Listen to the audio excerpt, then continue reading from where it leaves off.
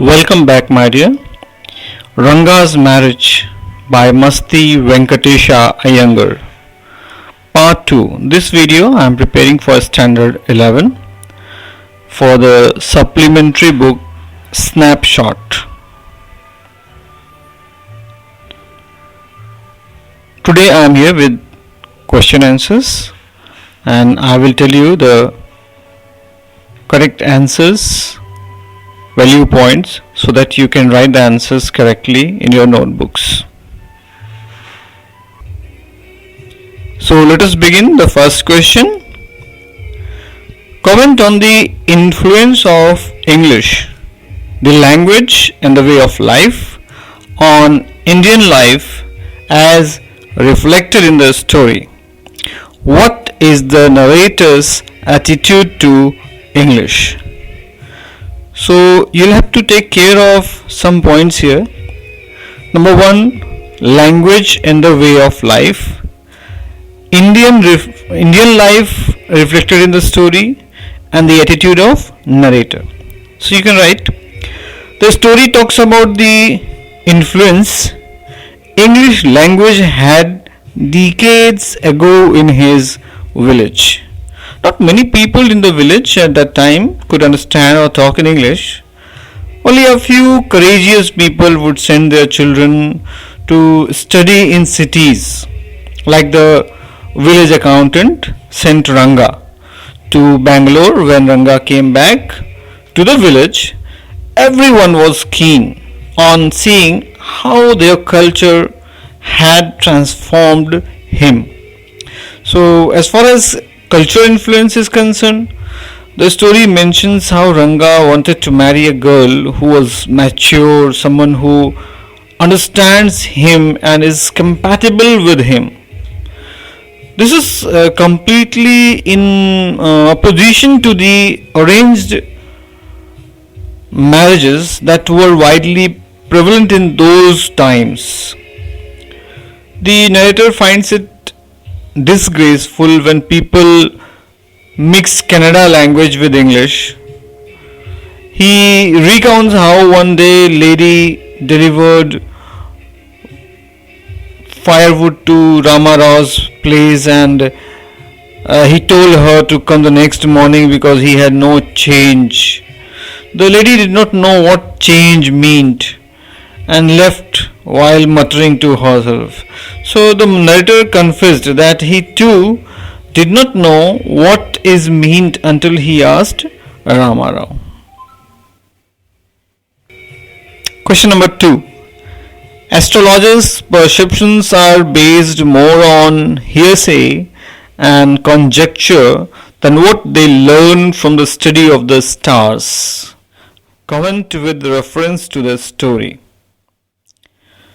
So in this answer you will write down the story throws light upon how Shastri predicts what was going on in Ranga's mind. He did it using 2 sheets of paper, some cowries and a book of pamara leaves in the form of his paraphernalia. He even revealed that Ranga has some girl on his mind whose name related to something that belonged to the ocean. All this made Ranga believe in the power of astrology, while in reality it was our narrator Shyama who had tutored Shastri to say so in a meeting prior to the one with Ranga.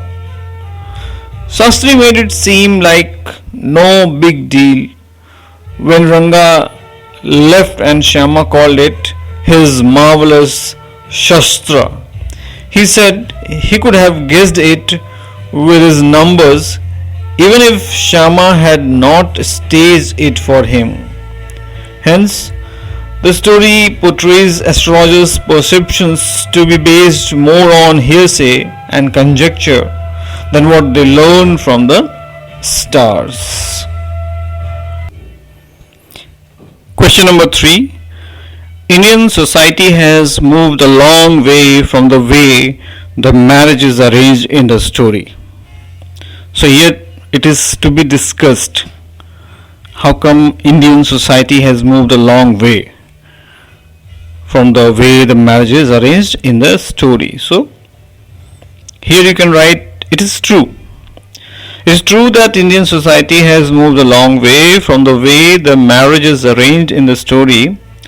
Earlier there was no concept of love marriage, and only arranged marriages took place like the one being talked about in the story. Ranga's marriage was arranged by his uncle Shyama. In present times, the bride and the groom have a say in the matter, unlike decades ago where even their consents were not considered important. Our society has come a long way since then, especially when it comes to the rights of females. Earlier, the bride's families were pressurized into paying dowry, which has been illegalized now. It is also against the law to marry individuals who have not yet attained a specific age, 18 in case of girls and 21 in case of boys. Question number 4. What kind of a person do you think the narrator is? So here in this answer you will write, the narrator is a man of his land, as he introduces his village with such enthusiasm that every reader would want to visit it at least once. And now I'm going to stop it because I have already told this answer in the previous video. So go through the previous video last few seconds and you'll get the answer of this question. What did you say? No? Okay, then I'm going to repeat it for you.